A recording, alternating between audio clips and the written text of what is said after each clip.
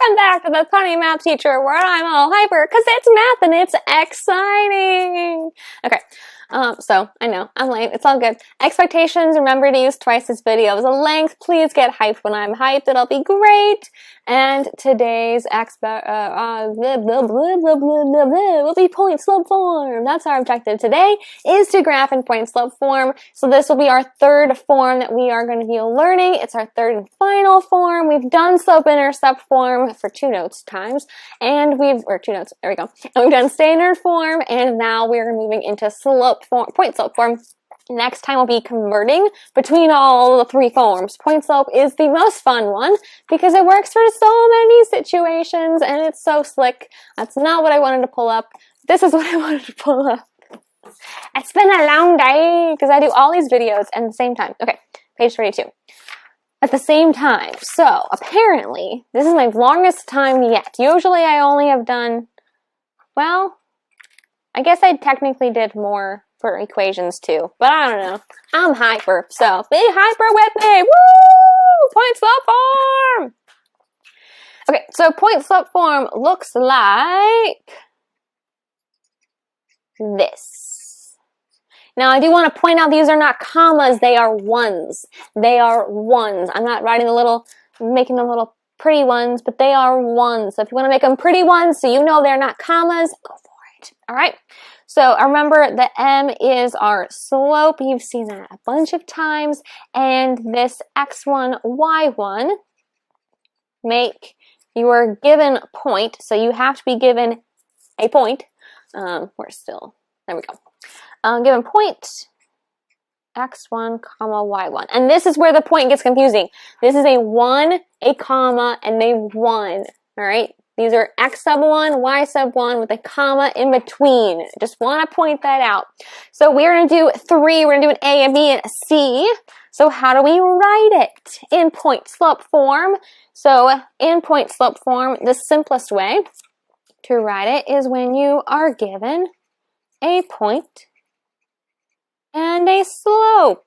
Imagine that! Point slope form, given a point and given a slope. It'll be all great. And then part B will be, how do I write it if I'm given 2 points? So I'm not given a slope outright. How do I find that slope? You already know. Okay, and then part C, we're going to do 2 examples with C, but we're going to be graphing it. So if you'd like, our first one will be y plus 3 equals 5x minus 2. I'm going to write the steps out with that example, and then we'll do it another time.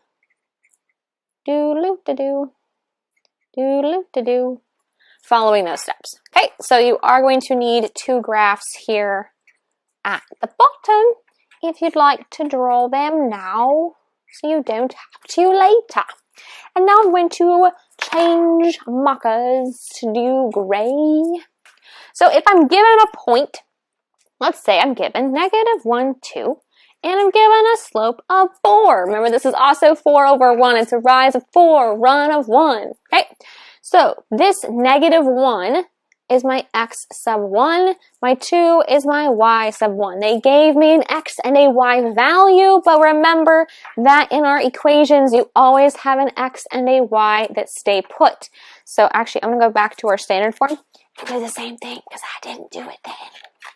I thought about it, I just didn't. Okay, so remember, too many. This X and this Y stay put. All right, it's the A, B, and the C that change. Just like in our slope intercept form, the Y and X are the same, but the M and the B change. So we're going to keep the Y and the X. The M's going to change. The X1 and the Y1 will change, but the plain old X, plain old Y will stay the same where they're at. So this means that I'm going to keep that, equals, keep that. All right. I have a blank format. I'm going to stick in and plug in and substitute and replace all the fancy words. Stuff that I know. I know slope. Boom. Done. Okay. X sub 1 goes in here. Y sub 1 goes in here. And there's one extra step. If it's possible, if you see that you're subtracting a negative, put your plus because you're actually adding a positive. So that is your point slope form. Woo, woo. Okay, given 2 points. Now this one's fun. So if we're given 2 points, 2, -3, and 5, +8. First step is to find slope. Okay, second step will be to pick a point. And this is cool because you're given 2 points. So how many choices do you have? 2. Doesn't matter. No. You can pick whichever one you want. All right? And then it's going to be the same as C, A, because you're just going to stick it into the formula. So we're going to find our slope. M is going to be, I'll have 8 minus -3 over 5 minus 2 plus equals, that's 11 over 3. So our slope is this weird fraction, but that's all good. Slopes are great as fractions. They're lovely degrees, the directions. To say I'm going up 7 or up 11 and I'm running 3. Okay, pick a point. Does not matter which point you pick. I'm going to write the form in 2 ways. So if you picked whichever coordinate you wanted, you'd end up with the right answer. So one way that you can write this would be y plus 3 equals 11/3 x minus 2. Perfectly fine. This would be correct. Second way would be y minus 8 equals 11/3 times x minus 5. Perfectly fine. Both of these are correct. There's no single right way to write a point slope form because you could use any point on the line and there are a bajillion points. There's infinitely many points because they go on forever. So you could plug in any point from the line and you'd be golden. Standard form, you can also write different ways as long as you're scaling stuff right up. Slope-intercept form, there is one way. There is only one slope-intercept form for every line. Okay? So just an FYI, because slope, your fraction has to be simplified, and your y-intercept has to be the right number. Like you can't change the y-intercept without totally changing the line. So slope-intercept form is the only form for that line, but standard form and point slope form you could tweak to make it look different even though it's the same line. Just an FYI. Okay, graphing. So we're going to have 3 steps again. So we have to reverse engineer it, all right? So we have to find the slope. Then we have to find the point, which remember that it's the opposite of x and the opposite of y. And then 3, we're going to plot point. Use slope for second point. Okay, I'm going to use my blue pen just to differentiate it from the steps. So finding slope, we're just going to pull it straight out of our equation, which is nice. So I know my slope is 5. If you want to put it over that 1 so you know the run is 1, go for it. Okay, finding the point. So when we substitute in our 2 numbers in here, notice that it turns into y minus 2. Well, that's the -2 is the opposite of +2. Notice this turns into a +1. That's the opposite of -1. So when we pull them out, I have to undo that opposite by taking the opposite again. So the opposite of -2 is +2. The opposite of +3 is a -3. That's my point. Pause the video here. Make sure you actually understand how I got this coordinate. Now to plot it, and to graph it, I'm going to plot the point. So this is really similar to graphing slope-intercept form. It's just I'm graphing a point, not specifically the y-intercept first. So I graph the point, and now use the slope. I'm going to go up 1, 2, 3, 4, 5, and go right 1.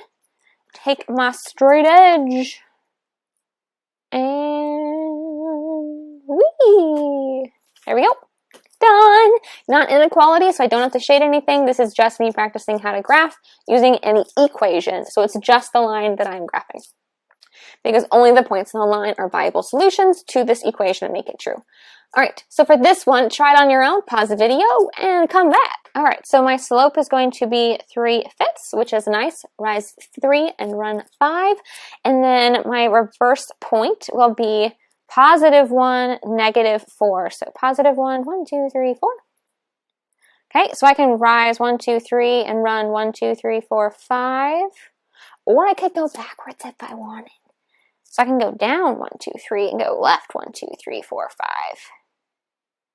And I totally did not plot that point right. But you'll get the idea. Hey, it's pretty good. They make all the same point. They make all the same line. Ta-da! Boom! We're done! Just over 10 minutes. And there's your comprehension questions. Pause it. Especially the second one. It's interesting. Because you've seen something like that before. Can you do it? Alright. Have a great day and thanks for watching. Bye!